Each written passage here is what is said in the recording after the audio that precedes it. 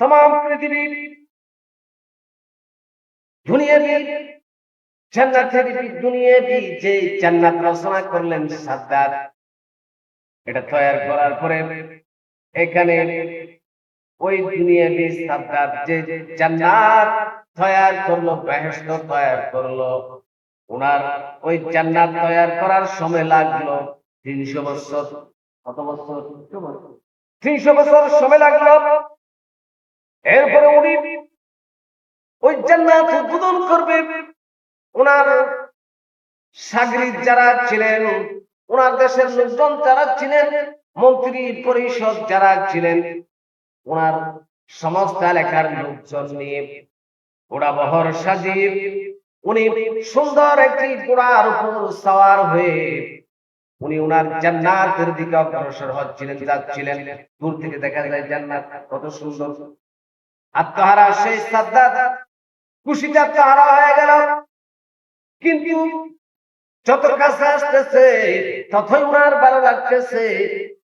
উনার দুনিয়াবি জান্নাত তৈরি করার পরে যখন উনি ওখানে কাছে আসলেন, দেখা গেল একজন টকবকে যুবক, 30 বছরের যুবক ওই জান্নাতের সামনে দাঁড়ান। উনি আর খুশি হলেন।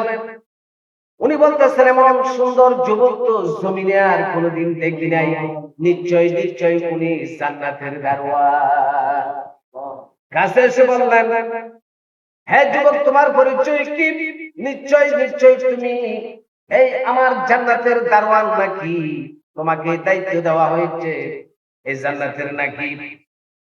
উনি তো সাদ্দাতের, নাউজুবিল্লাহ, জান্নাতের দারোয়ান নন।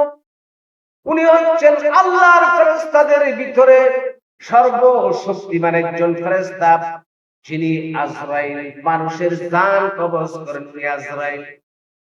সাদ্দাতকে বললেন, আমি আপনার এই দুনিয়াবি ফাঁসা জান্নাতের কি নয়, দারওয়ান নয়, আমি হলাম মালিকুল মাউত। আমি মালিকুল মাউত এবং তোমার জান কবজ করার জন্য এসেছি। সাদ্দাত রেগে গেলেন, কে মালিকুল মাউত, কে আজরাইল, আমি চিনি না। আমার সামনে থেকে সরে যাও, না হয় আমার পিছনে যে বাহিনী আছে, আমার যে সেনা বাহিনী আছে, মন্ত্রী পরিষদ আছে, হে যুবক, আপনাকে মেরে একেবারে শেষ করে দেবে, দুনিয়া থেকে বিদায় করে দেবে। তাড়াতাড়ি সরে যাও। এর আগে উনি তো আজরাইল, উনি মানুষের জান কবজ করেন। চোখের পলকের ভিতরে সাদ্দাত পিছনের দিকে তাকানো, ওর আগে পিছিয়ে যা ওনার শূন্য সামর্থ্য যা ছিল সব মাটির সাথে মিশে গেল। আল্লাহর হুকুমে সব মাটির সাথে মিশে গেল। কোন মানুষ বেঁচে নেই, উনি ছাড়া। এরপরে বলছেন, সর্বে কি সর্বে না, না হয় তোমাকে পৃথিবী থেকে বিদায় করে দেব বলে ওনার খোঁজ থেকে তরবারি বের করে উপর দিকে তুললেন ওই যুবককে মেরে ফেলার জন্য, হত্যা করার জন্য। উনি তো মানুষ নয়, উনি তো আল্লাহ রাব্বুল আলামিনের ফেরেশতা হযরত আজরাইল আলাইহিস সালাম। হাত তোলার সাথে সাথে ওনার হাত নিচের দিকেও নামাইতে পারে না, উপরের দিকেও আর তুলতে পারে না।